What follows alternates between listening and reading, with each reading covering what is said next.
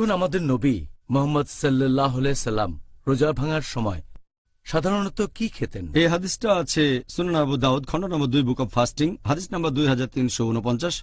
বলা হয়েছে যে নবী মুহাম্মদ সাল্লাল্লাহু আলাইহি সাল্লাম যখন রোজা ভাঙতেন তখন তিনি খেতেন টাটকা খেজুর, তাজা টাটকা খেজুর।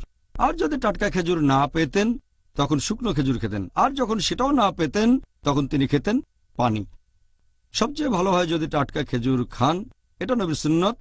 যদি টাটকা খেজুর না পান তাহলে শুকনো খেজুর খান। যদি শুকনো খেজুরও না পান তাহলে পানি খান। যদি পানিও না পান তাহলে যে কোনো খাবার দিয়ে রোজা ভেঙে ফেলেন। যদি কোনো খাবারও না পান, হয়তো আপনি ভ্রমণে আছেন, তখন অন্তত নিয়ত করে রোজা ভাঙেন। মনে মনে নিয়ত করেন যে এখন রোজা ভাঙলাম, তারপর যখন খাবার পাবেন সেটা আপনি খেয়ে নেবেন। সুবহানাল্লাহ। আশা করি এখনকার দিনে আমরা এই অবস্থায় পড়ব না। অবশ্য কে বলতে পারে? ডক্টর জাকির, আমরা রোজা ভাঙার সময় কোন দোয়াটা পড়া সবচেয়ে ভালো? মানে কোনো দোয়া বা ঘোষণা বা প্রার্থনা রোজা ভাঙার সময় কি এমন কোনো দোয়া পড়তে পারি? মুসলিমরা অনেক রকম দোয়া পড়ে ইফতারের সময়, মুখে খাবার দেওয়ার আগে। আর রোজা ভাঙার জন্য যেসব দোয়াগুলো আছে তাদের বেশিরভাগই হচ্ছে জয়ীফ অথবা বাতিল অথবা মধু। আসল দোয়াটা যেটা দিয়ে রোজা ভাঙবেন সেটা আছে সুনান আবু দাউদে খণ্ড নম্বর 2 বুক অব ফাস্টিং হাদিস নাম্বার 2350। এখানে আমাদের নবী বলেছেন দোয়াটা হচ্ছে যাহাবা জামা ওয়াবতাল্লাতি রুকু ওয়াসাবাতাল আজর ইনশাআল্লাহ, যার মানে হচ্ছে আমার পিপাসা মিটে গেছে, আমার ধমনী আর্দ্র হয়েছে, আর পুরস্কারটা আমি অবশ্যই পাব যদি আল্লাহ চান। এখন এই দোয়াটা অনেকে পড়ে ইফতারের সময় খাবার মুখে দেওয়ার আগে। রোজা ভাঙার আগে এই দোয়া পড়ার তো কোনো মানেই হয় না। এই দোয়া আমরা পড়ব ইফতার বা রোজা ভাঙার পরে। রোজা ভাঙার সময় খাবার মুখে দেওয়ার আগে আপনি বলবেন বিসমিল্লাহ।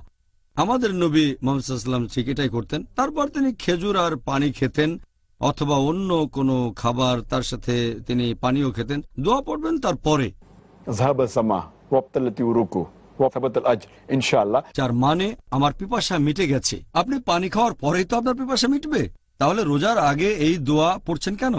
যখন আপনি রোজা ভাঙবেন, যখন খেজুর খাবেন, ফল খাবেন, অন্যান্য খাবার খাবেন, তারপর যখন পানি খাবেন তখন বলতে পারেন আমার পিপাসা মিটে গেছে, আমার ধমনী আর্দ্র হয়েছে, এবং পুরস্কারটা অবশ্যই পাবো ইনশাআল্লাহ।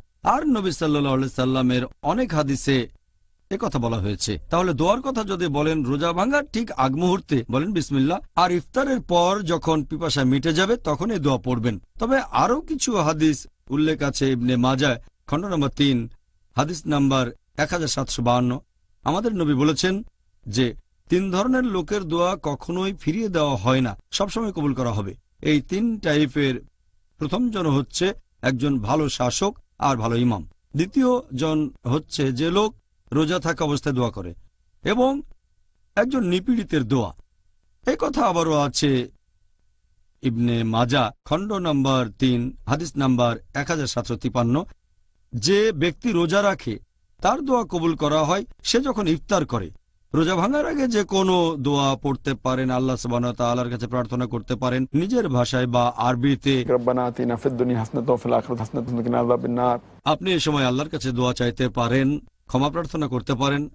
আপনি যা কিছু চান সেজন্য প্রার্থনা করেন রোজা ভাঙার আগে আল্লাহর কাছে।